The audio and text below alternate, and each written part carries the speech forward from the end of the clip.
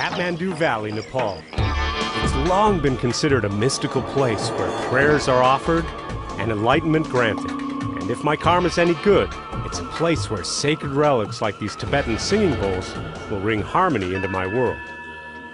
Nice. But I'm in search of something even more unique, the ceremonial drum of the Himalayan shaman. And to find one, I'll likely be marching to the beat of a very different drum. I'm Ian Grant. I'll go anywhere and do anything to find the world's most amazing objects. Many have stories to tell and priceless secrets to reveal. Some I'll sell in my shop back home. Others keep for my own collection. It's a crazy way to make a living, but I love what I do because I never know what I'll find next.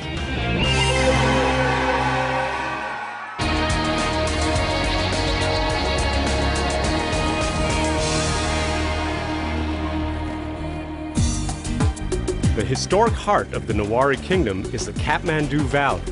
It's here I hope to find some extraordinary relics inspired by one of the most holy places on earth, Nepal. In search of a new spine now. Even for an experienced traveler like me, it's an intoxicating place where past meets present. The sweet, palpable taste of diesel. It's a meal in itself.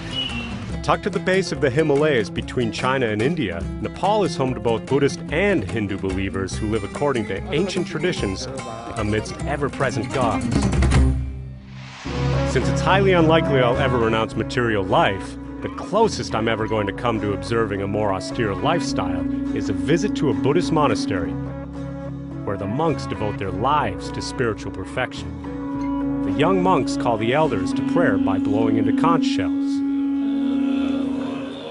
As is customary when entering a monastery, we take off our shoes. Then my friend Sering leads me through a series of prostrations performed as a sign of respect.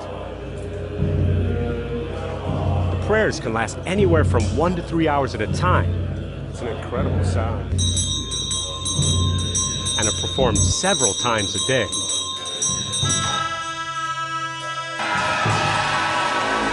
Oh, and they're blowing the the classic long Tibetan horns over there. Some of the novices use Tibetan manuscripts to help them follow along with the chanting. But apparently, a coconut crunchy doesn't hurt either. Now, I've seen a lot of these ceremonial objects before, outside of a temple, but to see and hear them in a sacred setting is a whole other thing. Now, here's the thing. When you see all of these objects on a dusty shelf in some crowded warehouse or tourist bazaar, they're just things on a shelf for sale to haggle over. Here, they take on actual significance. You know, they have importance. They're taking someone in day-to-day life and helping them transition that bridge to this spiritual world. The ever-present symbolism is everywhere you look, and it's there to remind followers that death is inevitable, and we need to pay attention to the important things in life.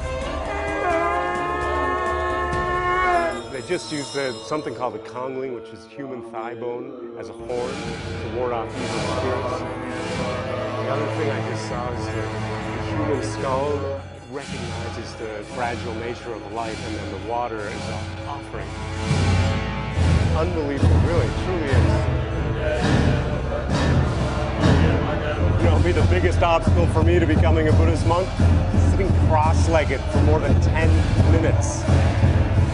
Wow. Dogs are barking, my friends.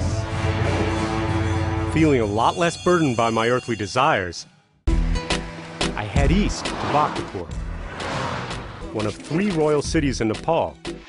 Situated along the ancient trade route between India and Tibet, Bhaktapur is a cultural gem, a blend of medieval and modern, where cars are only allowed on the outskirts of town.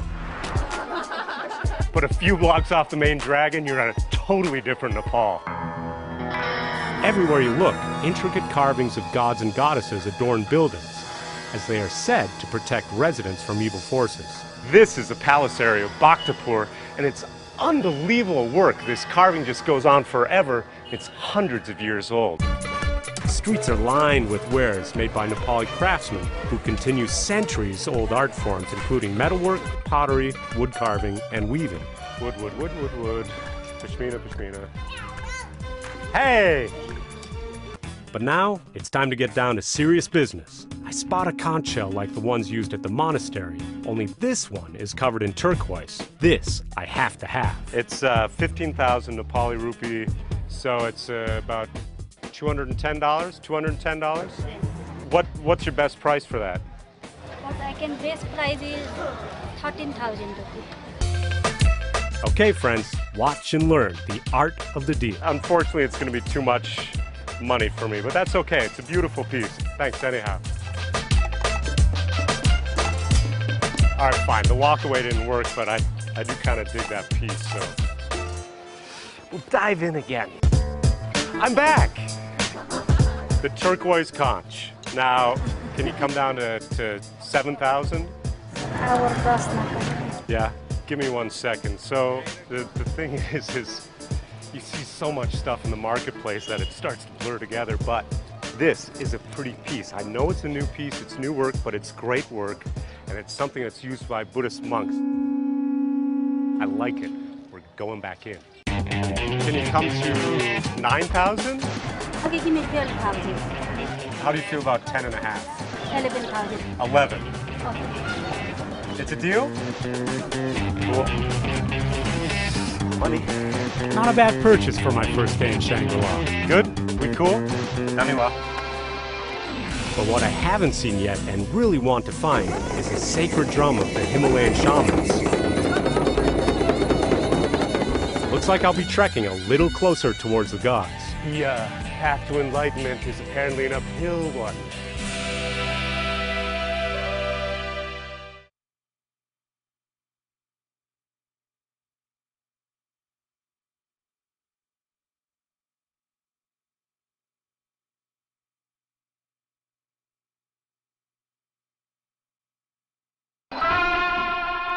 A new day in Nepal brings a spectacular sunrise. All right, got a hot hand right now, here we go. And a spontaneous game of street dice with the locals. Big money hand! All right, nice work, man. How about a little skin? Give me some skin, man.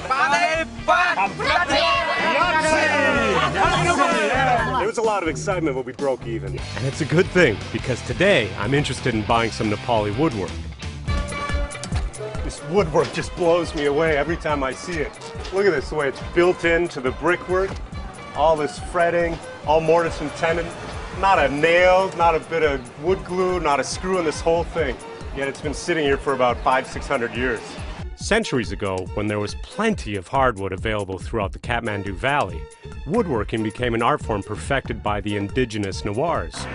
Hey, nothing like meeting an expert. Lucky me. I catch up with Rabindra Puri, a woodworking and restoration expert, for a walking tour. That's what I love about Bhaktapur, no? Yeah, this is just quintessential ancient Nepal right there. Yeah, yeah. But it's like falling out. These beams are just holding it up. It's hard to believe that about a third of Bhaktapur's buildings have been destroyed by earthquakes. That's the problem, Ian. I mean, can you imagine hundreds of such houses are already gone from this town? And this house can fall any minute. It's pretty evident, yeah. And if it falls down, and this is going to be firewood. That's a painful thing. It's really all that stuff falls down, they just pick it up and burn it. Because they need fuel, they need stuff. The homes are at greatest risk, many of which are nearly as ornate as the monuments.